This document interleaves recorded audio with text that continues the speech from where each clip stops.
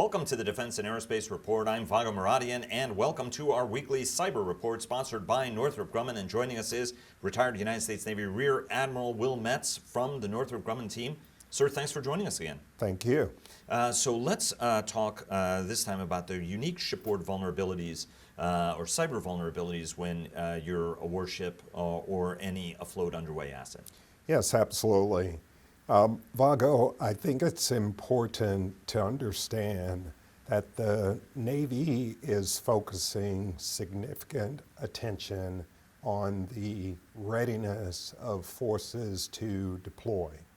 That attention also includes the cyber readiness for those platforms to deploy. That is good.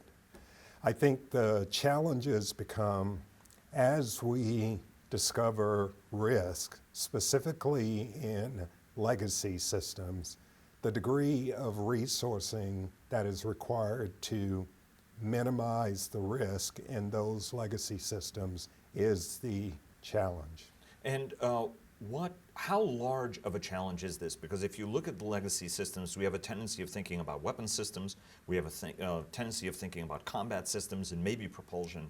But if you look at it, there are computers and SCADA code across almost every single element that goes into a ship.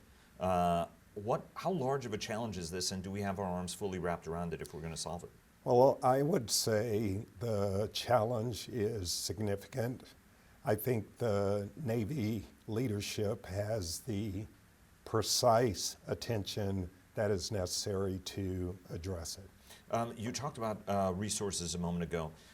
Is it a money issue? Is it a training issue? Is it a people issue? Is it a combination of the three? I think it's all. It becomes the principal responsibility of what is referred to in the Navy as type commander. The good news for cyber, and specifically for the Navy, is the Navy has established a type commander for those specific functions associated with cyber warfare. So if you think about naval aviation, it is the commander of naval air forces that is responsible for those functions.